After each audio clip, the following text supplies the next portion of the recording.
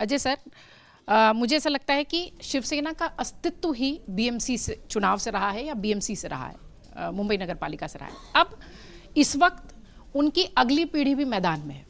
क्या आपको लग रहा है कि वो जो ठाकरे की एक राजनीतिक विरासत थी वो इस चुनाव के बाद वो कंटिन्यू कर पाएंगे? उनके आने वाली पीढ़ी भी आ चुकी है, राज ठाकरे के भी बेटे आ गए, आदित्य ठाकरे तो खैर पहले से ही हैं उद्धव के बेटे।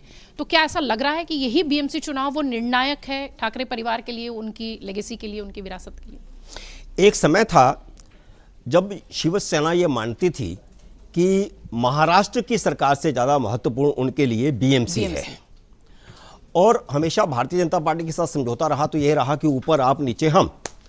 और नीचे हम क्यों?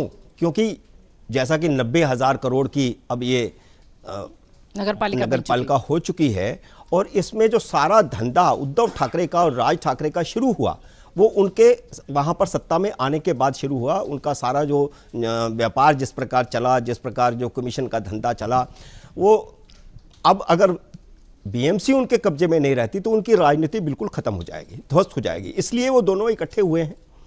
और देखिए, अब 1996 से लेकर के 2022 तक शिवसेना का वहां नियंत्रण रहा भाजपा के समर्थन से, और बाद में के कुछ दिनों में कांग्रेस के समर्थन से।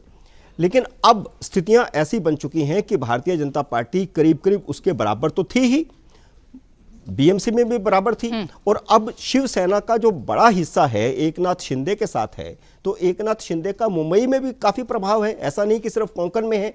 तो भारतीय जनता पार्टी और शिवसेना का जो गठबंधन हुआ है उसके मुकाबले अगर बीएमसी में कांग्रेस भी उद्धव ठाकरे के साथ होती, शरद पवार भी उद्धव ठाकरे के साथ होते, तो हम समझते थे कि कोई मुकाबला हो सकता है। आज की स्थिति में मुझे कोई मुकाबला दिखता नहीं है। एक अंतिम कोशिश कर रहे हैं ठाकरे परिवार दोनों मिलकर के, लेकिन मुझे ऐसा लगता नहीं है कि इसमें कोई उनको सफलता मिलने वाली है।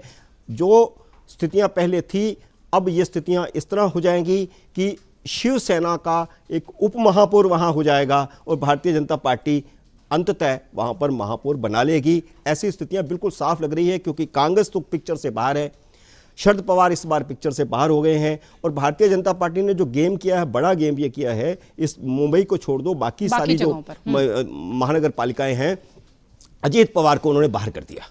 तो वास्तविक जो गठबंधन है वो ये आगे की दिशा भी तय हो गई है कि भारतीय जनता पार्टी और शिवसेना का रहेगा, और अजीत पवार को वो धीरे धीरे बाहर कर देंगे। अगर आप ये वीडियो YouTube पर देख रहे हैं तो हमारे चैनल को सब्सक्राइब कर बेल आइकन दबाएं, और Facebook पर देख रहे हैं तो हमारे पेज को लाइक करें।